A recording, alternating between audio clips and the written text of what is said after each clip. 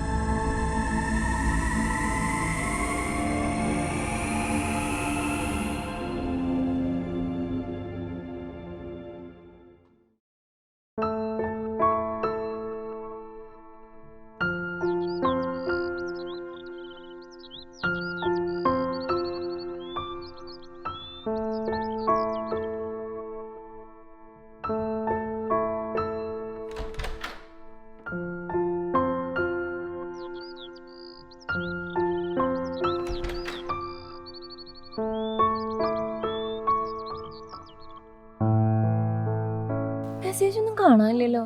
Data pack തീർന്നാണോ?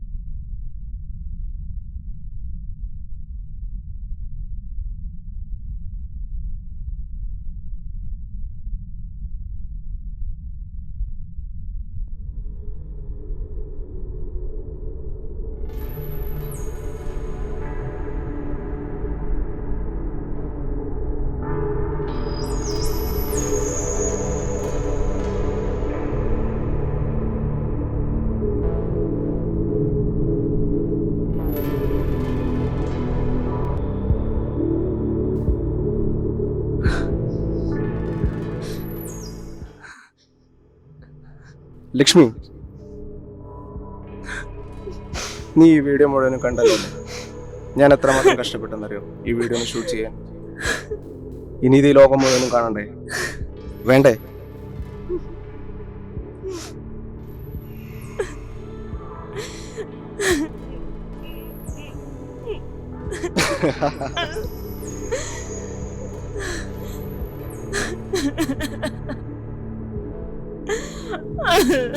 Lakshmi എന്ന കൊച്ചു സുന്ദരിയുടെ hot scene ലോകം മുഴുവൻ കാണണ്ടെന്നാണെങ്കിൽ ഞാൻ പറയുന്നിടത്തേക്ക് നീ വരണം. ഞാൻ പറയുന്ന സമയത്ത്. അഥവാ ഇന്ന് 10 മണിക്ക് നീ എത്തിയില്ലെങ്കിൽ 11 മണിക്ക് ഈ വീഡിയോ ഇന്റർനെറ്റ് വഴി ലോകം മുഴുവനും കാണും. Okay, by.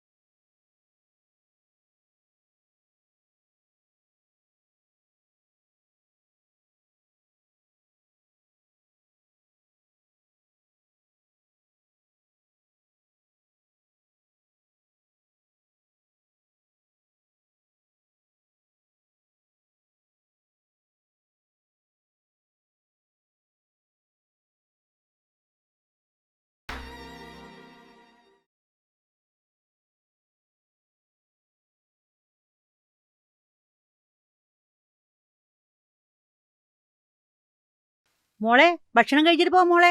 വേണ്ട അച്ഛമ്മ, ഞാൻ ക്യാൻറ്റീനിൽ നിന്ന് കഴിച്ചോണം. ഓ, ഈ കുട്ടിയുടെ ഒരു കാര്യം, തിന്നാനും വേണ്ട കുടിക്കാനും വേണ്ട. എൻ്റെ ഈശ്വരാ. ഇന്ന് 10 മണിക്ക് നീ എത്തിയില്ലെങ്കിൽ 11 മണിക്ക് ഈ വീഡിയോ ഇന്റർനെറ്റ് വഴി ലോകം മുഴുവനും കാണും.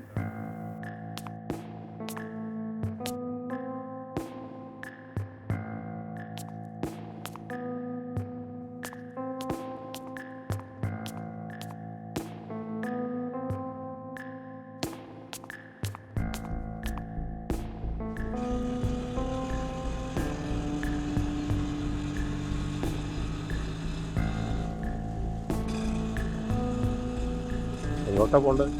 ചേട്ടാ, ഫറൂഖ് വരെ ഒന്ന് പോണം.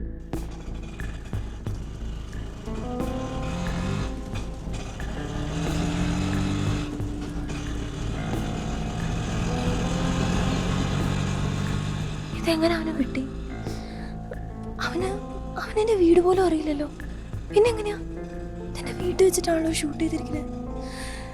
ഇങ്ങനെ ഒരിക്കലും വരാൻ വഴിയില്ല. പക്ഷെ ഇതെങ്ങനെ പറ്റി?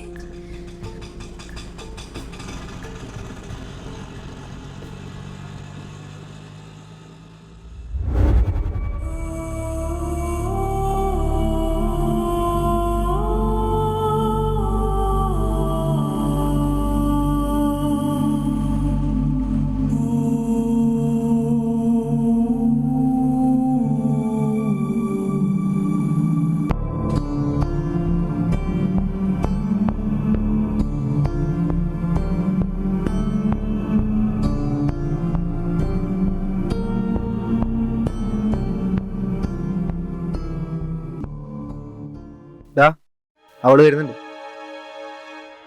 എടാ, ഒന്ന് രണ്ടിലൊന്ന് തീരുമാനിക്കണോ? അല്ലെങ്കിൽ മേലാലി പരിപാടിക്ക് കരുത്. എടാ, അത് വേണോ? ചെല്ലടാ, അവളോട് പോയി പറ. നീ കീതാ.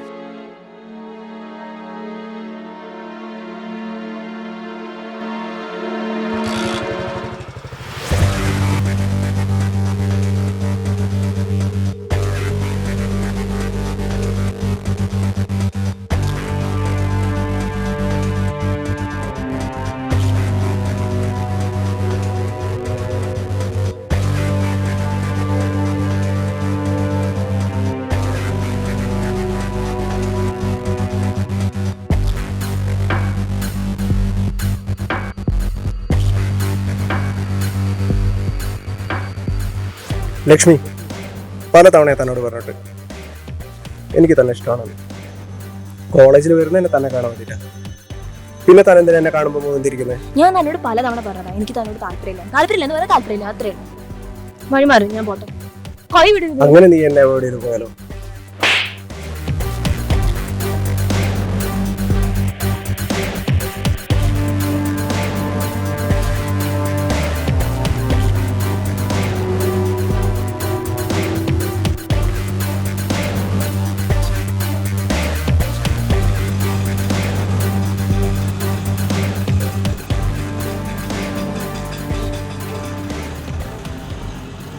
മൊബൈലിലാണല്ലോ മോളെ. എന്താ വല്ല ലൈനുണ്ടോ? ചേട്ടന്റെ പണി നോക്കിയാൽ ഞാൻ എന്റെ പണി തന്നെ എടുക്കുന്നത്.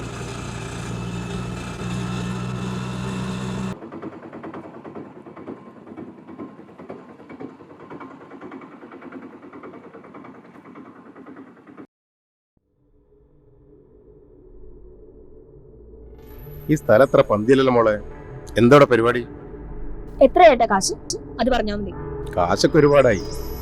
മോളെത്ര തന്നാലും ഞാൻ വാങ്ങിക്കും. ഇനി തന്നില്ലേലും കുഴപ്പമില്ല. പക്ഷെ ഞാനിവിടൊക്കെ തന്നെ കാണും.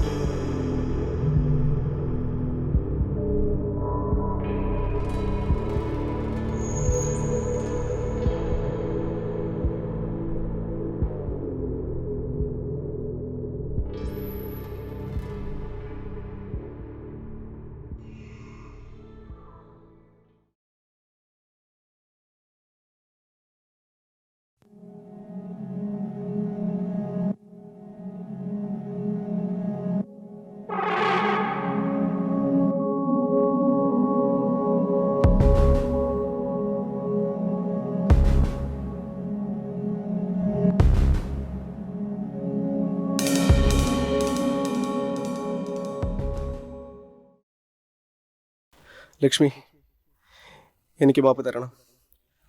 മാപ്പ്.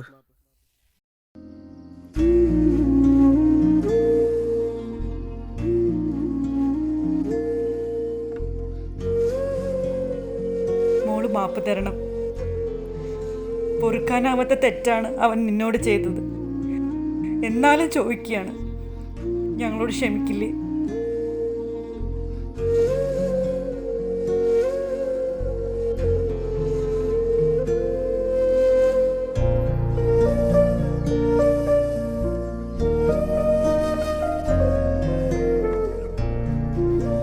അച്ഛാ, അച്ഛൻ ഞാനൊന്നും അറിഞ്ഞിട്ടില്ല. അച്ഛൻ ഞാനൊന്നും ചെയ്തിട്ടില്ല.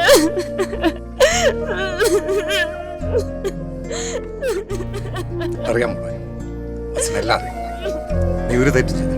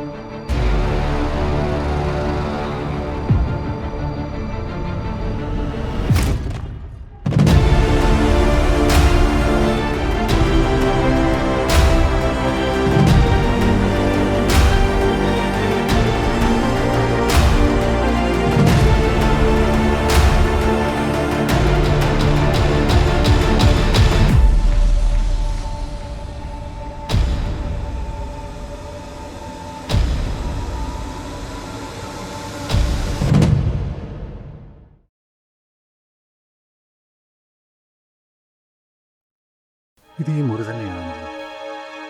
എന്തായിരിക്കും സംഭവിച്ചത്? അവൾക്ക് എന്തെങ്കിലും അബദ്ധം പറ്റിയതാണോ?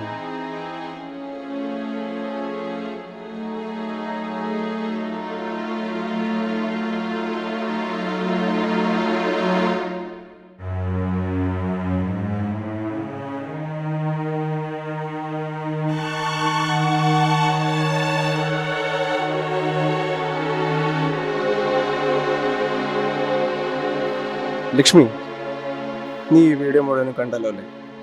ഞാൻ എത്രമാത്രം കഷ്ടപ്പെട്ടെന്നറിയോ ഈ വീഡിയോ ഒന്ന് ഷൂട്ട് ചെയ്യാൻ. ഇനി ഇത് ഈ ലോകം മുഴുവനും കാണണ്ടേ? വേണ്ടേ? ലക്ഷ്മി എന്ന കൊച്ചു സുന്ദരിയുടെ ഹോട്ട് സീൻ ലോകം മുഴുവൻ കാണണ്ട എന്നാണെങ്കിൽ ഞാൻ പറയുന്നിടത്തേക്ക് നീ വരണം. ഞാൻ പറയുന്ന സമയത്ത്. അഥവാ ഇന്ന് 10 മണിക്ക് നീ എത്തിയില്ലെങ്കിൽ 11 മണിക്ക് ഈ വീഡിയോ ഇൻ്റർനെറ്റ് വഴി ലോകം മുഴുവനും കാണും. Okay, by.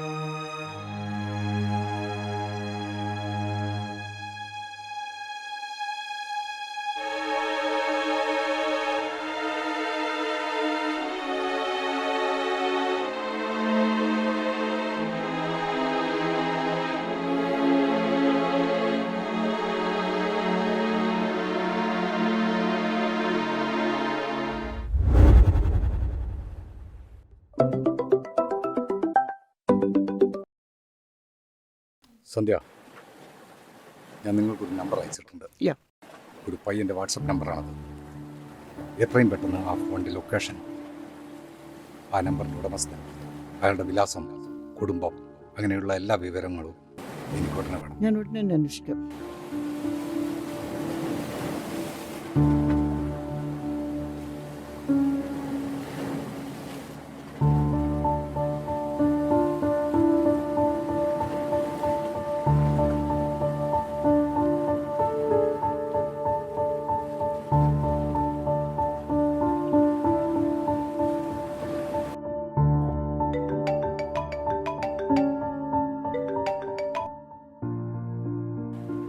ആ രവി, എന്താ സാർ? നീ ഒരു ഓട്ടോ ഡ്രൈവർ വേഷം മാറി ഓട്ടോ എടുത്ത് ഉടനെ എൻ്റെ ഫ്ലാറ്റിൻ്റെ താഴെ എത്തണം. അല്പം കഴിഞ്ഞ് എൻ്റെ മകൾ ഫ്ലാറ്റിൽ നിന്നും ഇറങ്ങി വരും. അവൾ നിൻ്റെ ഓട്ടോയിലേക്ക് കയറാം. പറഞ്ഞ സ്ഥലത്ത് തന്നെ കൊണ്ടുപോയി ഡ്രോപ്പ് ചെയ്യണം. പ്രത്യേക കാര്യം ശ്രദ്ധിക്കണം. അവൾ നിൻ്റെ ഓട്ടോയിലേക്ക് കയറാവും. സാറിൻ്റെ മോൾക്ക് എന്തെങ്കിലും പ്രശ്നം? ചെറിയൊരു പ്രശ്നമുണ്ട്. സാർ, ഞാൻ തനിച്ച് വന്നാൽ മതിയോ? മതി. ശരി സാർ. ഓക്കെ, ശരി ശരി.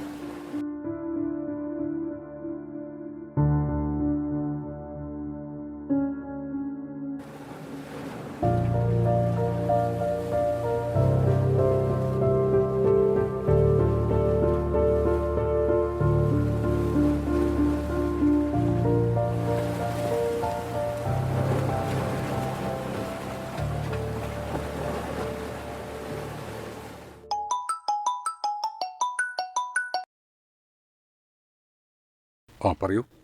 സാർ, ആ നമ്പർ ഒരു വിവേക് എന്ന ആളുടെ പേരിലാണ്. ഉം. സാറിൻ്റെ മകളുടെ ക്ലാസ്സിൽ പഠിക്കുന്ന കുട്ടിയാണ് അവൻ. ആ ആ അവൻ്റെ വീട് കൊയിലാണ്ടിലാണ്. അവൻ്റെ അച്ഛനൊരു ബാങ്ക് ഉദ്യോഗസ്ഥനായിരുന്നു. ഉം. ഒരു തട്ടിപ്പ് കേസിൽപ്പെട്ട് ജോലി പോയപ്പോൾ ആത്മഹത്യ ചെയ്തു. അമ്മയും അവനും മാത്രമാണ് ആ വീട്ടിലുള്ളത്.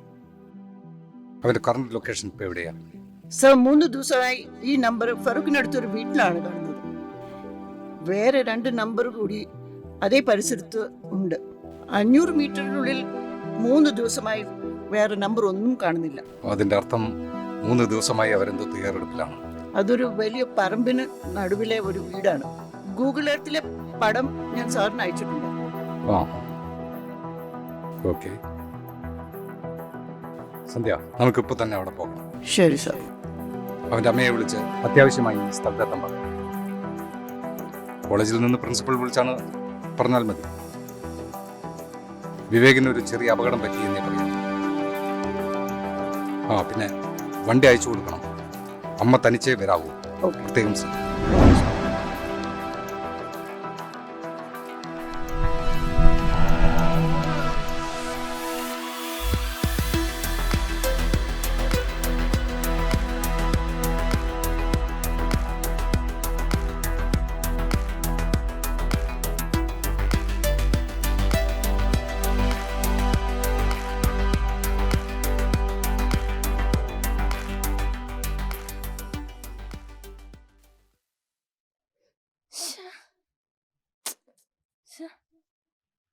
എന്താ നീ തിരയുന്ന?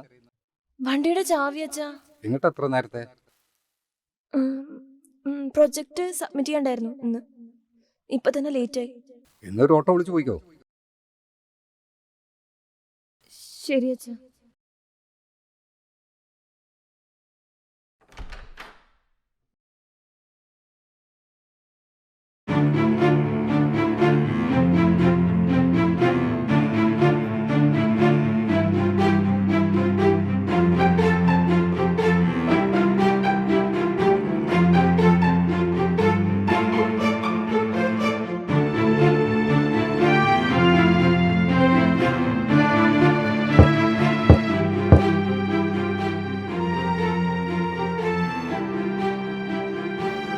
എടാ, അവളായിരിക്കും. പോയി വാതിലോ.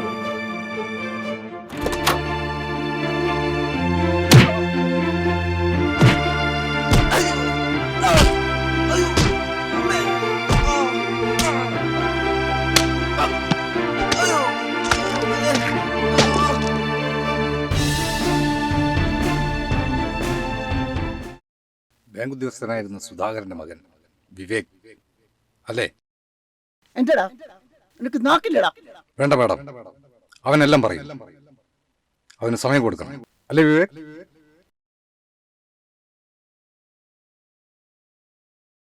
നിങ്ങൾക്കാരാ? എനിക്ക് മനസ്സിലായില്ല. ഞങ്ങളാരാണെന്ന് മനസ്സിലാക്കി തരാം.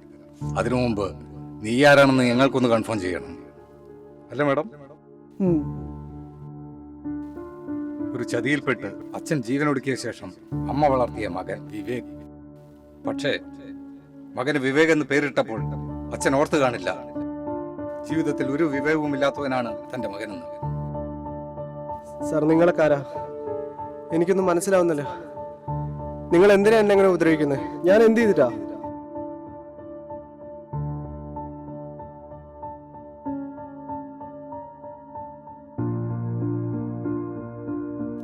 ലക്ഷ്മി എന്ന കൊച്ചു സുന്ദരിയുടെ ഹോട്ട് സീൻ ലോകം മുഴുവൻ കാണണ്ട എന്നാണെങ്കിൽ ഞാൻ പറയുന്നിടത്തേക്ക് നീ വരണം. ഞാൻ പറയുന്ന സമയത്ത്. അഥവാ ഇന്ന് 10 മണിക്ക് നീ എത്തിയില്ലെങ്കിൽ 11 മണിക്ക് ഈ വീഡിയോ ഇന്റർനെറ്റ് വഴി ലോകം മുഴുവനും കാണും.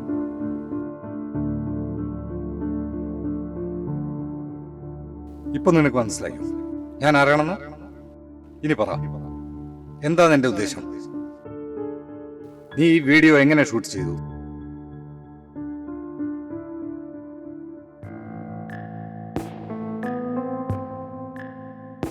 ഇതാ കാണ്.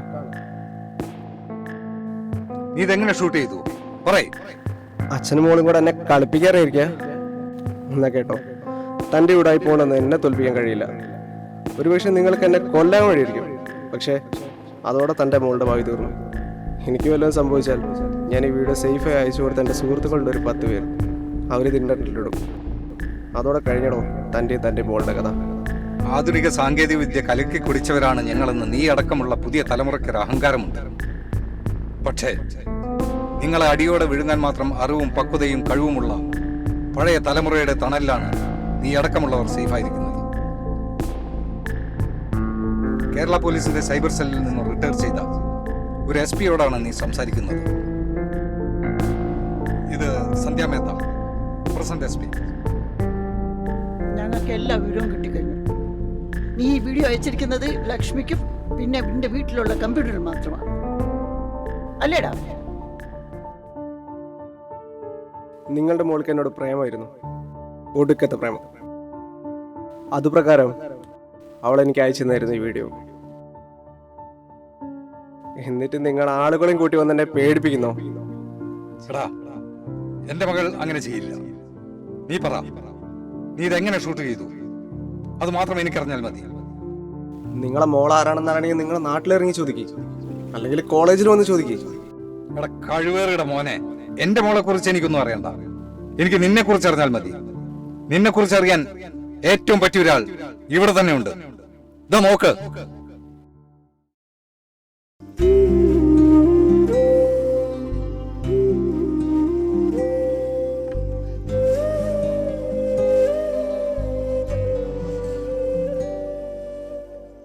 അമ്മേ, എന്നെ അങ്ങനെ വിളിക്കരുത്. നീ മരിച്ചുപോയ അച്ഛനെ നീ ഓർത്തില്ലേ? നീ ചെയ്തത് നിന്റെ അച്ഛന്റെ കൂട്ടുകാർ അച്ഛനോട് ചെയ്തു തന്നു. എന്താ വ്യത്യാസം? പറ നീ എന്ത് ചെയ്തു, എങ്ങനെ ചെയ്തു? കൂടെ പഠിക്കുന്ന കുട്ടിയുടെ അച്ഛൻ.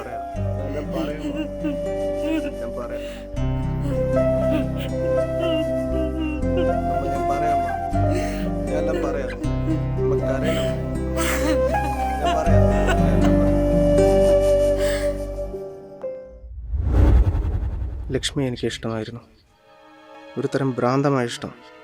പലതവണ എൻ്റെ ഇഷ്ടം ഞാൻ അവളോട് പറഞ്ഞിട്ടും അവളൊന്ന് ശ്രദ്ധിച്ചതുപോലുമില്ല. ഒടുവിൽ 2-1 ഞാൻ അവളെ റോഡിൽ തടഞ്ഞു വെച്ചു. എൻ്റെ കരണത്തടിച്ച് അവളൊന്ന് പ്രതികരിച്ചപ്പോൾ ഞാനകെ തകർന്നു പോയി.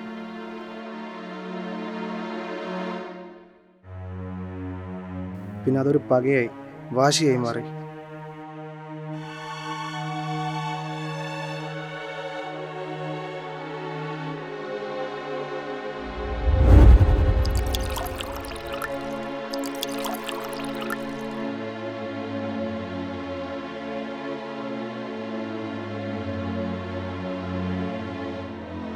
അവക്കിട്ട് ഒരു മുട്ടം പണി കൊടുക്കണം. അവൾ ജീവിതത്തിൽ ഒരിക്കലും മറക്കാത്തൊരു പണി.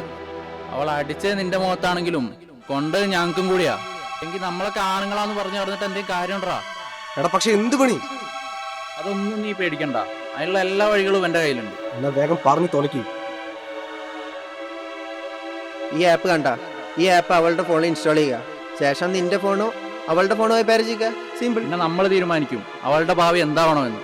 എടാ, അതുകൊണ്ട് ഇപ്പൊ എന്താ കാര്യം? നീ ആപ്പ് നോക്കടാ. ഈ ആപ്പ് ഹിഡൻ ആയിട്ട് വർക്ക് ചെയ്യും. അവളുടെ ഫോണിൽ അവൾ പോലും അറിയില്ല. മാത്രമല്ലടാ, അവളുടെ കൂളിസിയും വരെ കിട്ടും. അതുവരെ പ്ലാനൊക്കെ ഓക്കെ, പക്ഷെ നമ്മളെങ്ങനെ അവളുടെ ഫോൺ ഇൻസ്റ്റാൾ ചെയ്യും?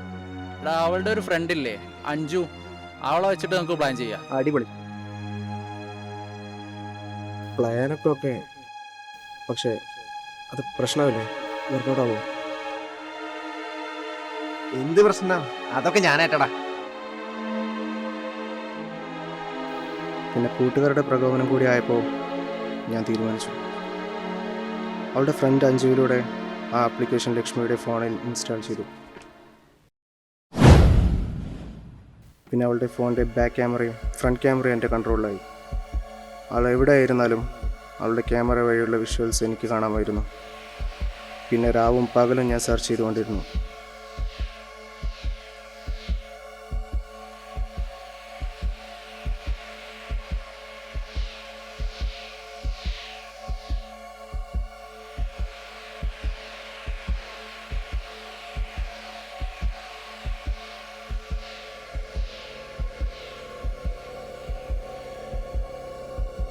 അങ്ങനെ ഒരു ദിവസം ഞാൻ സെർച്ച് ചെയ്തുകൊണ്ടിരുന്നപ്പോൾ അവൾ കുളിക്കാൻ പോവുകയായിരുന്നു. എനിക്ക് ഉറപ്പായിരുന്നു അവൾ കുളി കഴിഞ്ഞ് തിരിച്ചു വരുമ്പോൾ അവളുടെ ഹോട്ട് സീൻ കിട്ടുമെന്ന്. ഞാൻ പ്രതീക്ഷിച്ചതുപോലെ തന്നെ ആ ഹോട്ട് സീൻ കിട്ടി. അത് കാണിച്ച് ഭീഷണിപ്പെടുത്തുകയാണ് അവളെ ഞാനിവിടെ എത്തിച്ചത്.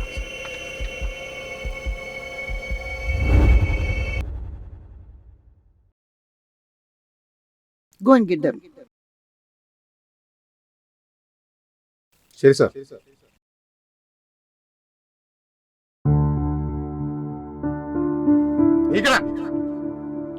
ഓരോന്ന് കാട്ടിക്കൂട്ടി വന്നിരിക്കുന്നുണ്ടോ?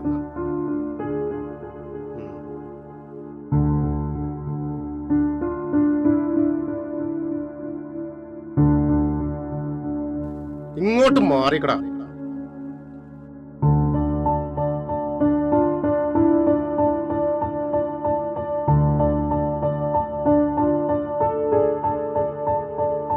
ഇവരെല്ലാവരും സ്റ്റേഷനിലേക്ക് കൊണ്ടുപോകല്ലേ? വേണ്ട, നമ്മളിവരുടെ പേരിൽ കേസ് എടുക്കുന്നില്ല. രവി, കൊച്ചു പയ്യനാണിവൻ. എന്റെ മകളോടൊന്നല്ല, ലോകത്തൊരു പെൺകുട്ടിയോടും ചെയ്യാൻ പാടില്ലാത്തതാണ് അവൻ ചെയ്തത്. ഇവനെ നിയമത്തിന്റെ മുന്നിൽ കൊണ്ടുവന്ന് തക്കതായ ശിക്ഷ നമുക്ക് വാങ്ങിച്ചു കൊടുക്കാം. പക്ഷേ ആ ശിക്ഷ കാരണം ഇവൻ ലോകത്തിനോട് മുഴുവൻ പകയുള്ള ഒരു കുറ്റവാളിയാവുകയാണെങ്കിലോ? ഈ ചെറുപ്രായത്തിൽ ഇവന്റെ ഒരു വലിയ തെറ്റിന് നമ്മൾ മാപ്പ് കൊടുക്കുകയാണെങ്കിൽ നാളെ ഈ സമൂഹത്തോട് ഒരുപാട് നന്മ ചെയ്യുന്ന ഒരാളായി ഇവൻ മാറില്ലേ? അല്ലേ വിവേക്?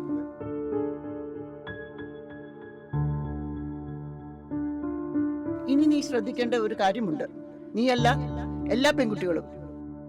ഈ ഒരു സ്മാർട്ട് ഫോൺ ഉണ്ടല്ലോ, കുറച്ച് നമ്പറുകളും കുറച്ച് ചിത്രങ്ങളും വീഡിയോയുമുള്ള ചെറിയൊരു ചതുരപ്പെട്ടി മാത്രമല്ല. ഒരു പെൺകുട്ടിയുടെ കയ്യിൽ കിട്ടുമ്പോൾ ഇതിനകത്തൊരു ജീവിതമുണ്ട്. അവളുടെ വീട്ടുകാരുടെ സ്വപ്നങ്ങളും പ്രതീക്ഷയുമുണ്ട് ഇതിനകത്ത്. സൂക്ഷിച്ചുപയോഗിക്കേണ്ട മാരകായുധമാണിത്. ഈ ക്യാമറയുണ്ടല്ലോ, വെറും ഒരു ക്യാമറ മാത്രമല്ല ഇത്. ഓരോ മനുഷ്യന്റെയും ജീവിതത്തിലേക്ക് തുറന്നു വെച്ച തൃക്കണ്ണാണിത്. The third eye. Beware of this third eye.